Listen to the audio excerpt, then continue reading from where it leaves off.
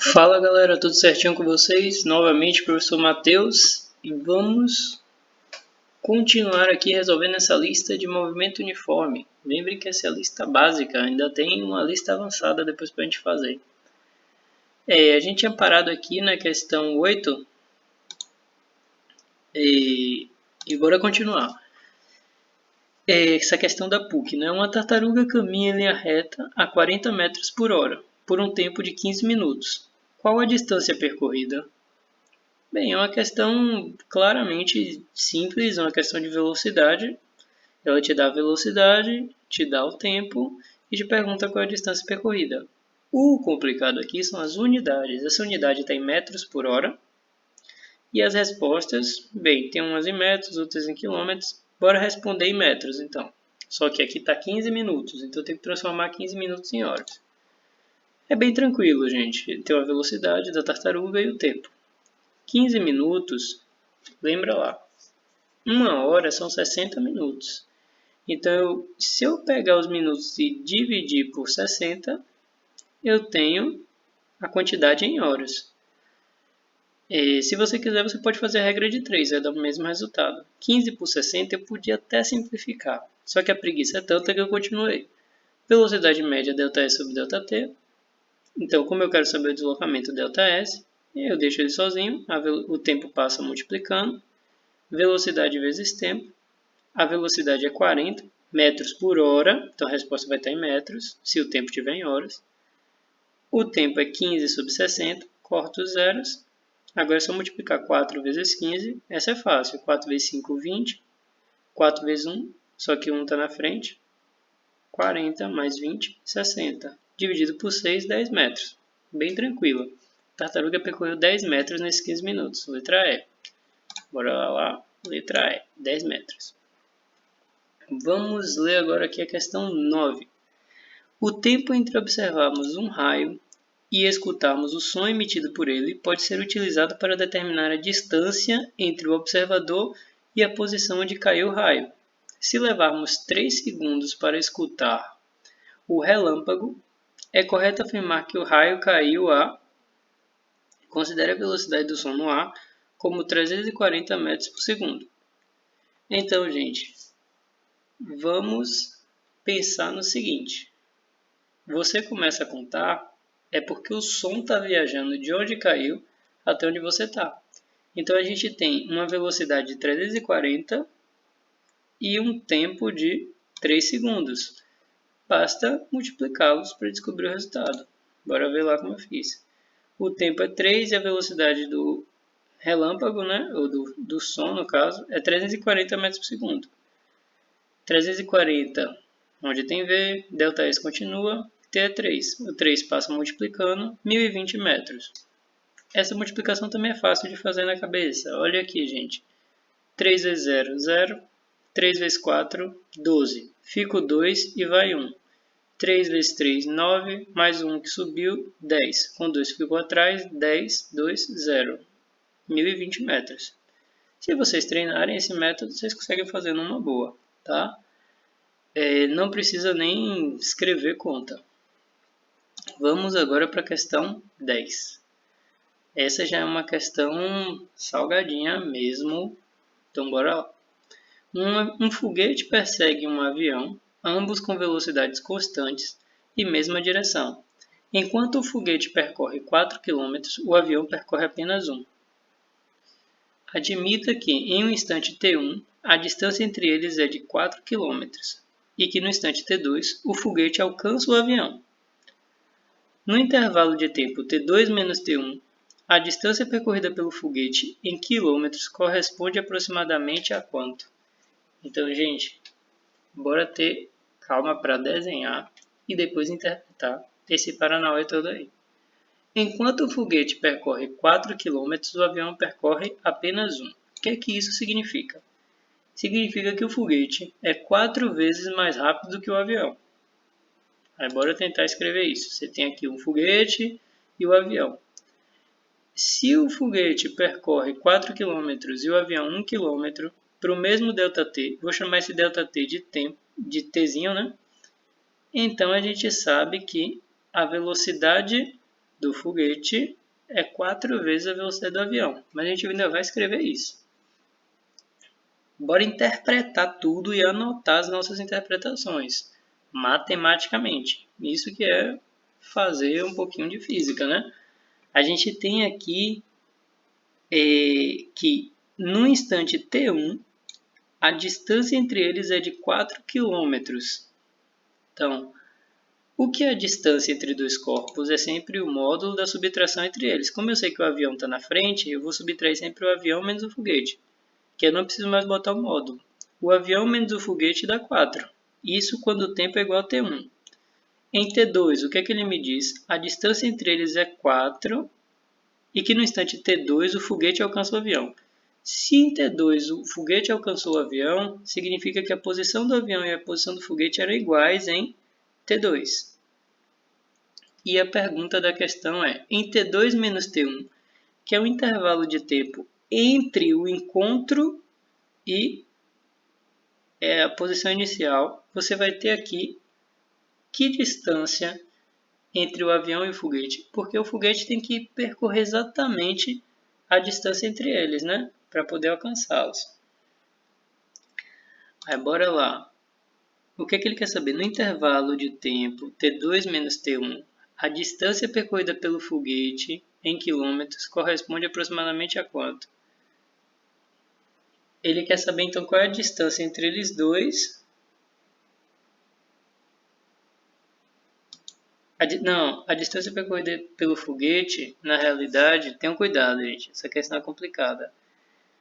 O que ele quer saber é a distância percorrida pelo foguete. O foguete saiu de uma posição e foi até outra, de T2 até T1. Imagine que em T2 o foguete estava aqui, em T1 ele vai estar aqui. Se eu quero T2 menos T1, existe um meio termo aqui que o foguete estaria.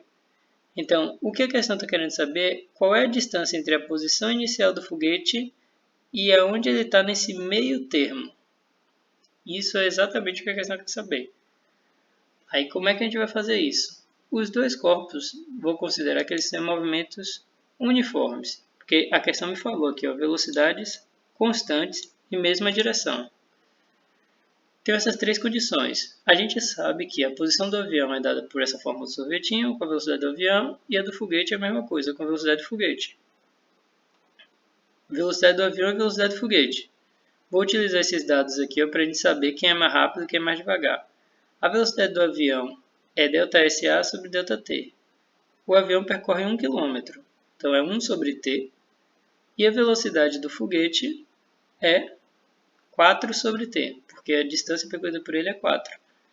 Se você olhar bem aqui, 1 sobre t na velocidade do avião, a velocidade do foguete não é 4 vezes 1 sobre t? 1 sobre t é a velocidade do avião. Logo, a velocidade do foguete é 4 vezes a velocidade do avião. Agora a gente vai utilizar a primeira condição. A primeira condição dizia o que aqui? Quando o tempo é igual a t1, a distância entre eles é 4 km. Então, quando t é igual a t1, a subtração entre essas duas aqui tem que dar 4. Vou subtrair SA menos SF. SA é essa equação toda, SF é essa equação toda. Subtraio. Quando eu subtraio elas duas, é posição inicial, velocidade, e onde tinha tempo eu botei T1. O menos vai entrar na posição inicial e também na velocidade. Vou deixar as posições iniciais juntas. Essa subtração aqui de posições iniciais eu vou chamar de distância inicial, D0. E essa velocidade do foguete que apareceu aqui, eu sei que a velocidade do foguete é 4 vezes a velocidade do avião. Onde tinha a velocidade do foguete, eu coloquei 4 vezes a velocidade do avião. Como tinha uma positiva menos 4, vai ficar menos 3 velocidade do avião, T1. Guarda essa equação no seu coração. Esse trecho que apareceu aqui é a distância, e esse que está aqui é a distância inicial. Utilizando a segunda condição, o que a gente sabe na segunda condição? Que em T2, SA é igual a SF. A posição do avião é igual à posição do foguete. Se eu passar esse SF para o primeiro membro, ele não vai vir subtraindo? Então, SA menos SF é igual a zero, ou seja, a distância é igual a zero. Lembra que esse primeiro termo era a distância? Então, ó, a distância é zero, a distância inicial sempre vai aparecer, menos 3VA, aparece a mesma equação, só que agora é T2. Para encontrar a distância em T2 menos T1, que é a distância entre eles nessa posição, T2 menos T1, eu vou fazer o quê? Eu vou isolar o T1 nessa equação e isolar o T2 nessa equação. Para isolar o T1 aqui, o que eu tenho que fazer? O D0 está positivo, passa para lá negativo. E aqui vai ficar menos 3VA. O menos 3VA passa para lá dividindo. Só que como está negativo, eu multiplico em cima e embaixo por menos 1. Aí vai ficar o 4 que estava positivo fica negativo, o D0 que estava negativo fica positivo. E embaixo fica positivo. E o T2, se eu isolar aqui, para isolar ele, eu vou fazer o seguinte. Essa região não está negativa, vou passar para o lado de cá, vai ficar positiva. E o 3VA passa dividindo, então vai ficar D0 sobre 3VA. Só que o instante que ele quer é T2 menos T1.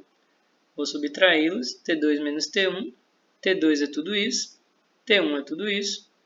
Cuidado com o sinal aqui, menos, abre o parênteses, esse menos está para todo mundo dentro do parênteses. Esse menos se distribui, menos multiplicado pelo menos do menos 4 aqui vai ficar mais, e com o outro vai ficar menos. Dividido por 3VA. Como esse 3VA permanece o mesmo para os dois, eu vou conservar ele. E D0 menos D0 vai dar 0. 4 continua, embaixo 3VA. Essa equação aqui, a gente tem que guardar com vontade no coração, porque agora ele está perto de resolver. Já tem o tempo que demora. A distância percorrida pelo foguete. Lembrem que a gente está querendo saber a distância percorrida pelo foguete. Distância percorrida pelo foguete. Então eu tenho que pegar a posição final do foguete no segundo intervalo de tempo, menos a posição final do foguete no primeiro intervalo de tempo. Essa é a distância percorrida pelo foguete.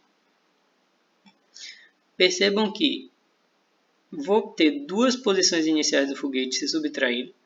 Então aqui vai dar 0. E vou ter essa subtração com as velocidades do foguete. Velocidade do foguete T2 menos velocidade do foguete T1.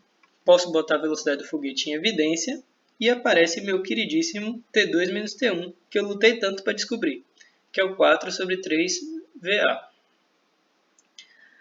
Então a distância do foguete é a velocidade do foguete vezes 4 sobre 3 velocidade do avião, só que eu sei que a velocidade do foguete é 4 vezes a velocidade do avião. Onde tem velocidade do foguete, eu vou botar 4 vezes a velocidade do avião. Velocidade do avião em cima e embaixo vai cortar, que vai ficar 4 vezes 4, 16, dividido por 3. Eu não vou fazer essa conta difícil aqui, de 13 sobre 3, de 16 sobre 3, então eu sei que é aproximadamente 5. Porque se aqui fosse 15, era 15 por 3, 5. Massa. Bora ver se tem alguma resposta próxima de 5. Aí tem essas duas aqui, né? A e B. Poxa, eu já sei que vai dar no mínimo 5. Vai ser 5, alguma coisa. Então vai ser a letra B, porque eu aproximei para baixo. Então o resultado é maior do que 5. E é isso, galera. Essa questão é uma questão considerada bem difícil, tá? Tem um jeito mais fácil de resolver, mas exige também outras condições, essas condições de distância aqui, que eu vou explicar com mais calma para vocês depois. Mas esse foi um jeito que eu achei mais compreensível para a gente fazer agora, por hora. Bora para a questão 11. As comemorações dos 40 anos da chegada do homem à Lua trouxeram à baila o grande número de céticos que não acreditam nessa conquista humana. Em um programa televisivo, um cientista informou que foram deixados na Lua espelhos refletores para que da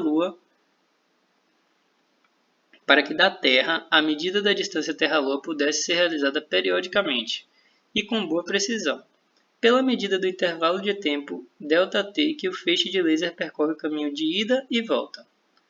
Aí tem aqui a imagem dos espelhos lá, né, na Lua. Um grupo acompanhou uma medida realizada por um cientista na qual o tempo foi de 2,5 segundos. Perceba que ele só disse que é o tempo, ele não disse é o tempo de ir ou o tempo de voltar. Considerando que a velocidade da luz no vácuo, a gente deu a velocidade da luz, e desprezando os efeitos de rotação da Terra. Calcule a distância Terra-Lua. Gente, é massa quando você desenha aqui, porque fica fácil de ver. Você está na Terra, você enviou um laser, o laser bateu lá no espelho e voltou. Então, qual foi a distância percorrida pelo laser? Ele foi e voltou. Tem que percorrer o D duas vezes, né? Tempo de ida, tempo de volta. O tempo total foi 2,5. A velocidade da luz é 3 vezes 10 oitava metros por segundo.